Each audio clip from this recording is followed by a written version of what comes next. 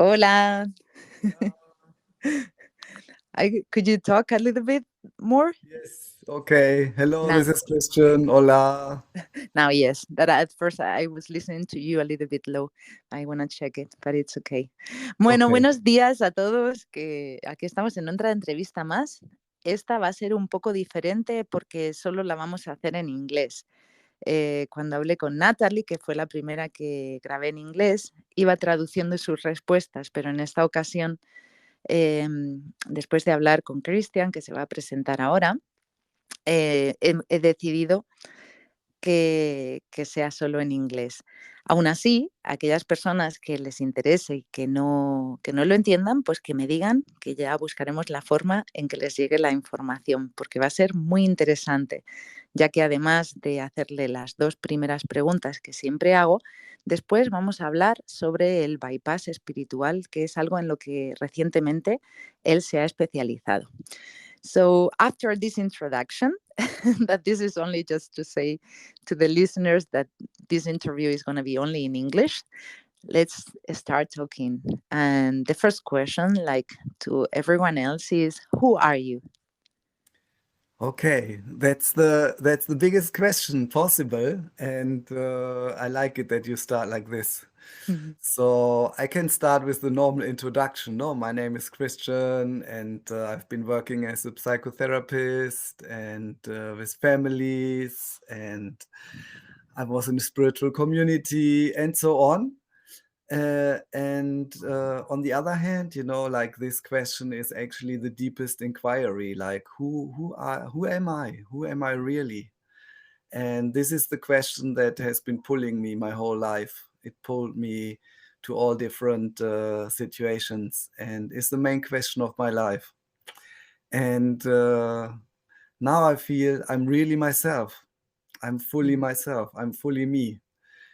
It doesn't really say something to the listeners probably, but it's with great joy, to say like, yes, I'm me. I'm fully me. So that's my main answer, and maybe later on there will be more details coming out if needed. Mm.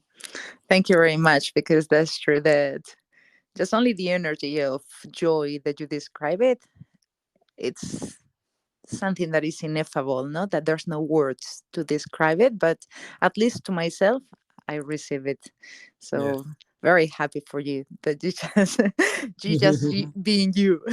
Yes. And the second question is, what are the experience, or in plural experiences, that from your perspective has helped you more to become you? Hmm. Okay. Um, yeah, probably there are many, so I try to pick out some. Mhm. Um, it started when I was a little baby, that my mother was herself a little bit traumatized, so she wasn't in full attunement with what I needed as a baby. So I think it started already there, some kind of unconscious feeling that there's something different, something needs to change, something I have to search for, something is not okay with me, or something is not okay with the world. So that was a big trigger, probably, of an inner search. Um, we can say a search for myself, a search for truth, a search for happiness. And yeah, so then I moved to Berlin, studying psychology, working there with all kind of people, and meeting spirituality and meditation, and yeah, mm, different techniques to where actually teachers or therapists, say, okay, if you're doing this technique, then maybe you become more happy, or you become more free, or you get rid of your problems, or you have better relationships.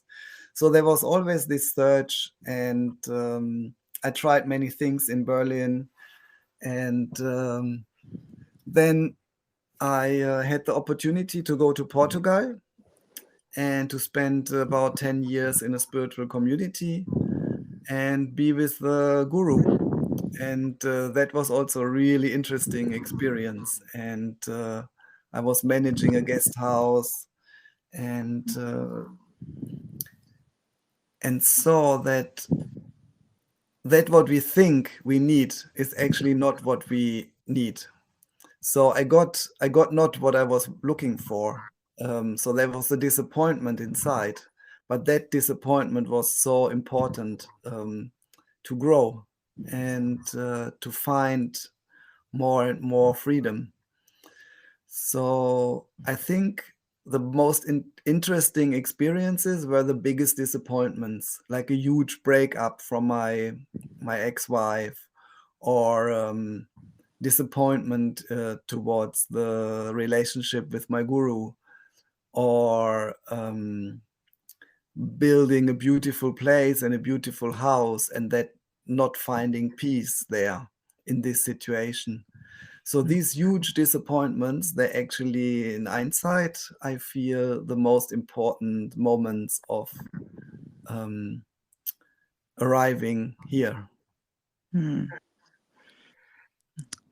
Thank you for your honesty and for your vulnerability, no? Because that's true that I'm sure that there are many more experiences that you could tell us, but I really feel that those that you have chosen have been, yeah, as you said, like an inflection point in your life through this fulfillment that actually now you feel and you live without anything that you were looking for before, no? So that's a paradox that is really interesting. uh, Yes. thank you very much. And now let's talk about this spiritual bypass, because this is something that you are being focusing lately. And before starting to get deeper into your conclusions, I would love that you make a definition or explain to whoever is listening that have no idea about this concept, what it does mean, and also why did you choose that? Yes. Yes.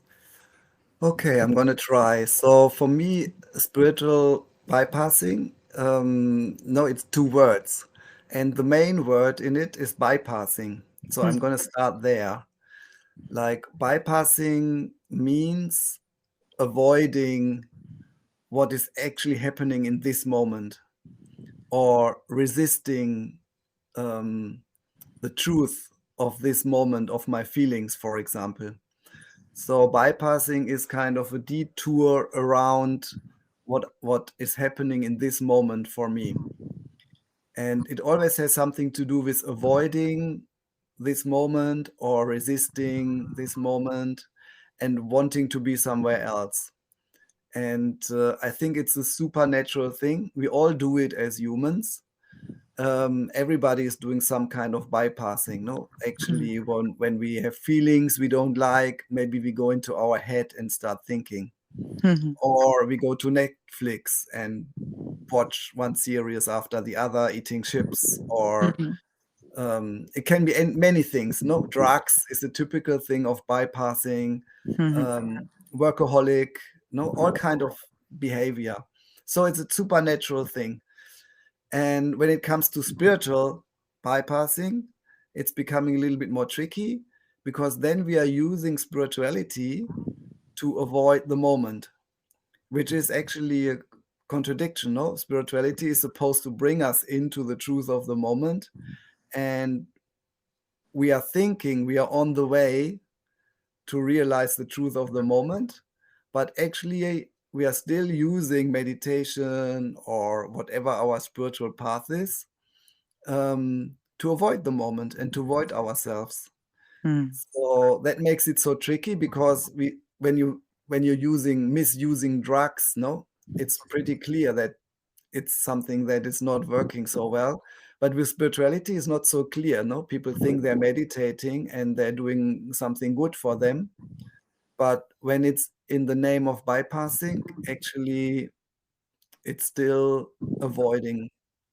Yeah. So yeah. Yeah, I completely agree because I have experienced in myself, not like how meditation sometimes it was just as you said, an anesthesia for Mm. the feelings that they were inside myself and my nervous system. Actually, they were just in much alert, but instead to listening deeply and do something related with that, I just started meditating just to, yeah, and to anesthesize. I'm not Yeah. sure how it says, but yes, like to put it as Numbing. anesthesia. Numbing is a very common word. Okay. So yeah, just only to stop feeling then. Yeah. So I completely agree. And how do you think that we could distinguish, if it's possible, just when there are just only the spirituality being used in our favor to help us to grow, and when we are using it just only like a bypassing? I don't know Honestly, if it's possible, but yeah, that's why I'm laughing. Honestly, I'm not sure how we can do that. Sometimes actually asking our friends or our fellow Sangha meditators for honest feedback can help, because inside of us, that's the tricky part. We are not aware of bypassing. That's part of actually bypassing, is that we are not aware that we are using it. mm, So it's very tricky to detect it. And that's one thing why I loved mm, looking into this topic, because I realized, wow, when I actually start reading about it, when I listen to podcasts like ours, something happens inside. I don't need to do so much. I put like a torch of light, no, inside, and ask myself, where am I bypassing? And our body responds, like our mm, body actually knows. So the more we are able to ask our body, the more we have the chance to actually detect where we are bypassing something. But if it's really something deeply traumatic, or really something that is hidden very much, sometimes we also need professional help to detect it. mm. And why did you interested into that? And if you would like to explain us a little bit about your inquiries and investigations about this topic, because I know that you have asked to many people and also, of course, yourself, um, and the conclusions that you have drawn from that. So, could you summarize a bit? Yes. So, one conclusion that was really interesting in this whole inner research and also speaking with people is that we need the frustration of the bypassing not working. You know, Mm-hmm. we start the spiritual search, we start the spiritual path with the hope that it will make us more happy or more healing or more mm, successful, or more happy, more light. And when it's bypassing, it's not going to work. It will not bring us where we want to reach, Mm-hmm. because we are, in a way, it's a strong word I'm using now, we are in a way misusing spirituality for our bypassing. So this kind of frustration that the path that we have chosen, or the guru, or whatever it is not going to give us what we were looking for. This frustration is super important, because that makes us stop and realize, like, oh my God, something I'm not looking into, something I'm not aware of, something needs to let go. Mm-hmm. And the person, the ego, doesn't want to let go. So this strong frustration actually shakes our core. And usually, if it really happens inside, and we don't know when that will be, it can take 10 years, um, then something is ready to let go, like the person is ready to let go a bit, and fall more into trust and into life and into the present moment.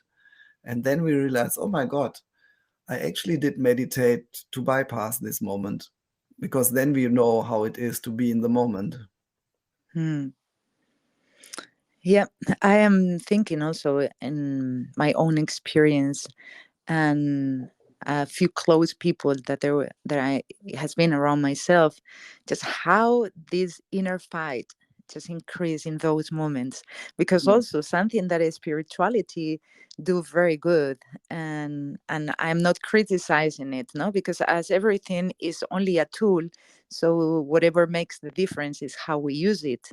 But something that is spirituality, at least for myself, make me doubt about myself a lot, is that yeah, it's because you are not doing it right, you are not meditating too much, or you are not doing this enough good, no.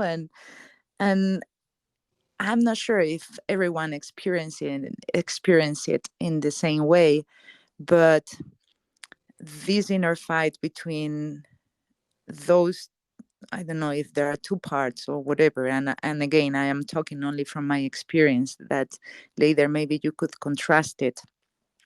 Is just when explodes it. No, is that when you find somewhere else or some other path. I don't know if this is something common or you just only give up at one point, or how it has been for you and for the rest of the people that you have interviewed.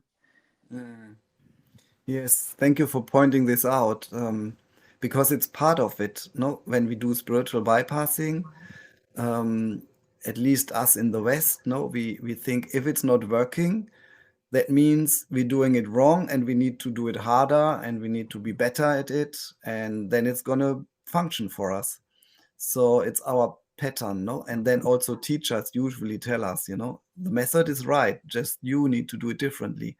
So this adds up to the frustration, and sometimes also can re-traumatize childhood experiences, no, of being told we are not good enough. So it's a very tricky situation. But what I learned is that when we have a bit of support or we start getting information about spiritual bypassing in these moments, in these peak moments of inner conflict, sometimes our heart can open up, and Mm. suddenly we realize, oh my God, I'm actually love. I'm love, and I can love myself, and life is loving me, and I don't need to meditate harder to realize that I'm here. I'm actually here. It's so easy, Mhm. and all my efforts, no, they were more and more peak, going into more effort and more effort and more effort, and then when we let go, we realize, oh my God, it's so simple. It's Mm. actually everything is here. So yeah, I think it's good to to go through this struggle, to be able at some point to honestly let go, and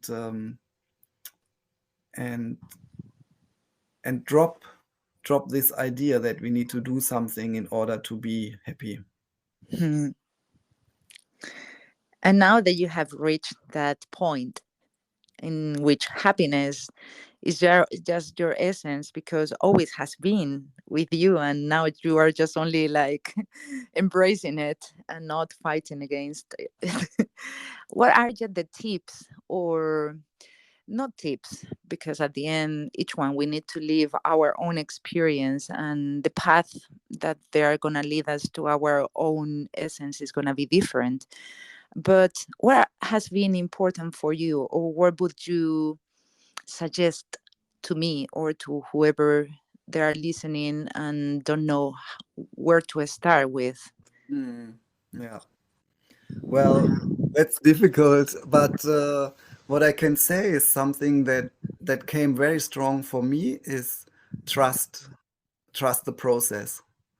Um, because I had my process over many years, over decades, and I cannot say this process is good for anybody else. It was my process, no? So trust your process, trust your inner whatever struggle. And the second thing is like honesty or authenticity. Like really honestly ask yourself, what am I? Why am I doing this? What is my goal? Do I want to be rich, or do I want to be free, or do I want to be happy? And what does it mean for me? Like, what is really my motivation deep down in my heart, my secret motivation? Because the clearer this is, the more we can actually trust into the process, because then we realize, okay, yeah, this process actually feeds my motivation, and my motivation feeds the process, and this makes trust and patience, no? Yeah. So what else is coming? Yeah, Or- it's something like love the and also laughing. So both laugh and laughing um, about the inner tendency of bypassing. Because I heard many people, they started judging themselves, why didn't I see it earlier? And like, I could have, no. That's still the old thing. So love that we are bypassing, it's really needed. Without bypassing, we wouldn't survive. The pain would have been too strong at moments. Or without spiritual bypassing, I would say 95 or 99% of the people would never start a spiritual path. Mhm. So with this hope, that actually starts us on the path. And then in the end, we realize we have to drop the path. And that's what especially Zen teach us, and many traditions, they point out to. You start with something, and then in the end you have to drop it. So yeah, so this laugh and laughing, it's something very important. Hmm. Yeah. Well, thank you very much, because I completely agree with you, especially when we reach a moment in which we could laugh about us. I think that this is just the point that say, okay, that's okay.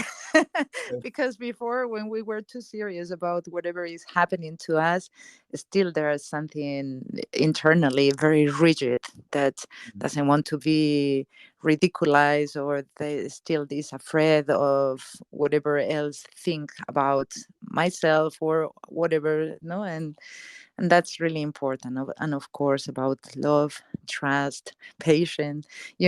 I have written everything just to put it in the mirror to see it every morning.